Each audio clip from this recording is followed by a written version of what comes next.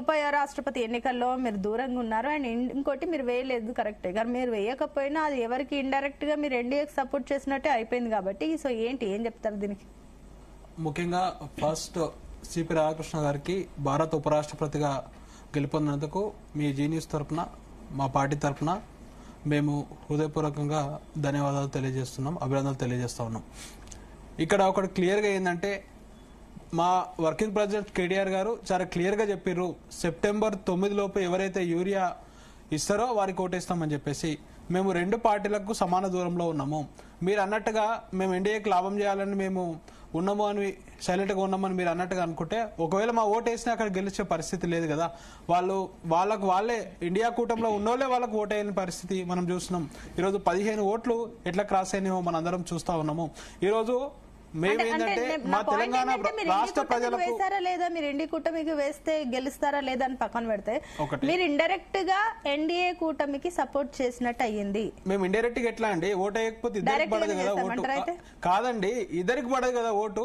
అక్కడ నోటా అనే ఒక ఆప్షన్ ఉంటే నోటా ఆప్షన్ కేస్తున్నాం అండి. నోటా ఆప్షన్ లేదు కాబట్టి మేము రెండు పార్టీలకు ఈక్వి డిస్టెన్స్ మెయింటైన్ చేసినాము. సంబంధం లేదు. కేటీఆర్ గారు చెప్పారు కానీ సెప్టెంబర్ మా పార్టీ స్టాండ్ అండి. వర్కింగ్ ప్రెసిడెంట్ గారు చెప్పారు సెప్టెంబర్ 9 లోపు ఎవరు యూరియా ఇస్తే వాళ్ళకి వేస్తామన్నారు. నిన్న కూడా గజ్వేల్లో చూసినాము, మహిళలు ఏ విధంగా కొట్టుకుంటున్నారు యూరియా కోసం అని చెప్పేసి చూసినాము. ఇంతవరకు యూరియా అనేది సప్లై కాలేదు సెప్టెంబర్ 9 లోపు. అందుకు మేము మా వర్కింగ్ ప్రెసిడెంట్ గారు చెప్పిన విధంగా మేము దానికి దూరంగా ఉన్న విషయం ఒకటి. ఇంకొకటి వాళ్ళ పార్టీలో ఉన్నోళ్ళు వాళ్ళ పార్టీ ఇండియా కూటమిలకు వ్యతిరేకంగానే వాళ్ళు పోయి క్రాస్ ఓటింగ్ జరిగి 15 ఓట్లు ఈరోజు ఇండియా కూటమికి ఎట్లా వేసిరో చూస్తా ఉన్నాము. ఈరోజు మనం అంత కావాలంటే నాకు అనుమానం ఏంటంటే ఆ 15లో 8 మన రాష్ట్రం ఇక్కడ ఉన్నటువంటి కాంగ్రెస్ వాళ్ళే క్రాస్ అయినాయేమో అని చెప్పేసి ఒక అనుమానం కలుగుతా ఉన్నది. ఎందుకంటే వాళ్ళు ఎప్పుడు పోయినా చోటే బాయ్ అంటాడు, బడే బాయ్ అంటాడు. మొన్న టీడీపీ అనేది ఎన్డీఏ కూటమిలో భాగస్వామ్యం.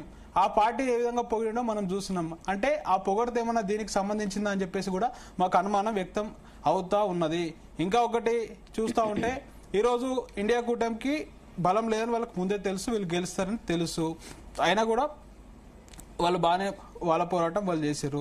ఇంకొకటి మన మిత్రులు చెప్పినట్టుగా ఈరోజు బీసీల గురించి ఇంతగానో మాట్లాడడం రేవంత్ రెడ్డి గారు, అక్కడ రాహుల్ గాంధీ గారు ఎవరైనా సరే అదో ఢిల్లీలో మీటింగ్ పెడితే కూడా రాహుల్ గాంధీ అక్కడ ఉండి కూడా పోయినటువంటి వైనం మనం చూసినాం. ఇక్కడ ఒక అభ్యర్థిని బీసీగా పెడితే ఇంకా కొంచెం బాగుండేదని చెప్పేసి మా పార్టీ తరఫున మేము వ్యక్తం చేస్తా ఉన్నాం. ఇంతగానో బీసీల గురించి మేము ఢిల్లీలో కొట్లాడతాం, వీడ కొట్లాడతాం, అవసరమైతే అంతరిక్షంలో కొట్లాడతామని అంటాడు. కానీ ఇంతవరకు బీసీలకు మనకి ఇక్కడ ఎట్లా మోసం చేస్తున్నా చూస్తున్నాం. కనీసం ఒక అవకాశం వస్తే మన రాష్ట్రం నుంచి ఒక సుదర్శన్ రెడ్డి గారిని ప్రతిపాదించిండు కానీ ఒక బీసీ క్యాండిడేట్ ను ఎందుకు పెట్టలేరు రేవంత్ రెడ్డి గారు? అదే బీసీ క్యాండిడేట్ అటు రాధాకృష్ణన్ గారు కూడా బీసీఏ కదా, మరి వాళ్ళకి సపోర్ట్ చేయలేదే. మరి రేవంత్ రెడ్డి గారి గురించి అంటున్నామండి. మేము రెండు పార్టీలకు ఈక్వి డిస్టెన్స్ మెయింటైన్ చేస్తాం.